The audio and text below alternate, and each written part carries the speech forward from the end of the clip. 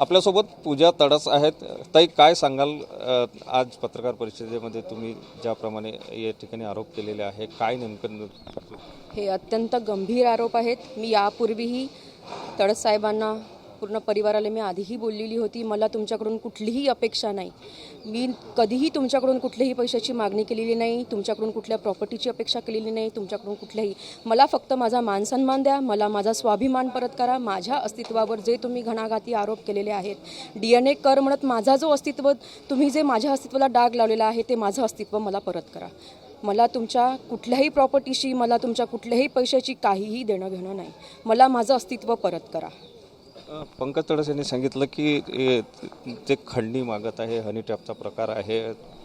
2-2.5 वर्षानंतर जेव्हा त्यांना हे कळतं, तर तेव्हा त्यांनी तो मुद्दा उचलायला पाहिजे होता. तुम्ही यापूर्वीचे बाईट्स, त्यांच्या यापूर्वीच्या रेकॉर्डिंग्स, त्यांच्या यापूर्वीचे जे त्यांनी प्रसारमाध्यमांना दिलेले त्यांचे बाईट्स आहेत, ते तुम्ही बघा. ज्या पद्धतीने लग्न झालं, ज्या पद्धतीने ते ये वाला लेते हैं। Inverter AC. आप गैम्बलर हो ना? गैम्बलर? जुआ खेलते हो ना? तुम जुआ खेलते हो? अरे नहीं, ये तो कुछ भी बोले जा रहे हैं। इतनी महंगी और नाजुक एसी खरीद कर स्टेबलाइजर नहीं लोगे तो ये जुआ नहीं हुआ तो क्या हुआ? सिर्फ एक फ्लक्चुएशन आपके इन्वर्टर एसी के पार्ट्स को डैमेज कर सकता है। उसे वी गार्ड से सुरक्षित रखिए। V Guard, India's number 1 stabiliser. बोलले की मला तेव्हाही पत्नी म्हणून स्वीकार होता, आजही आहे, भविष्यातही राहील, हे शब्द ते बोललेले आहेत. तेव्हा त्यांनी तो शब्द वापरायला पाहिजे होता. जर त्यांना हा असा प्रकार, जर खंडीचा असा प्रकार जर मी केलेला असता, तर त्यांनी माझ्याशी लग्न का केलं तेव्हाच तिथे बोलू शकले असते की हे असं आहे. ताई, तुम्ही पंतप्रधानांना अपील केलेली आहे की या प्रकरणामध्ये न्याय द्यावाच, ते वर्धेला येणार.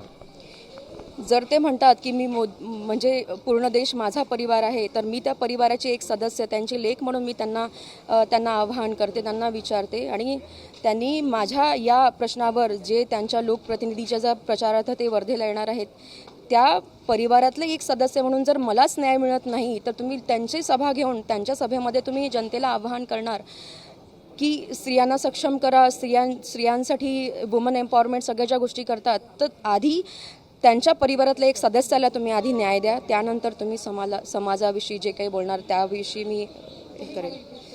मी थोडे गोंधळलेल्या अवस्थेत आहे. तुम्ही अपक्ष उमेदवार म्हणून सुद्धा फॉर्म भरले.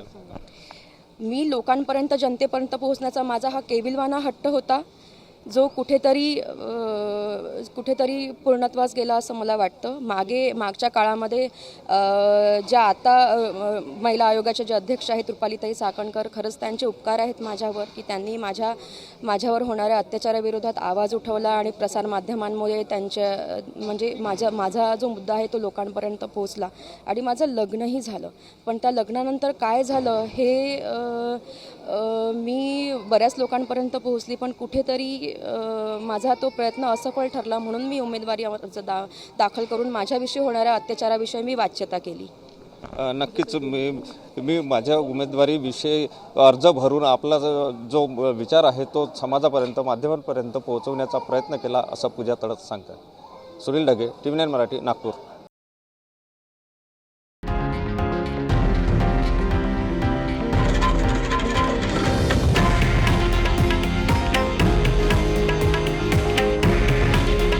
हे आहे देशातील नंबर 1 न्यूज नेटवर्क आणि आपण पाहत आहात TV9 मराठी. काळजी तुमची, हित महाराष्ट्राचं.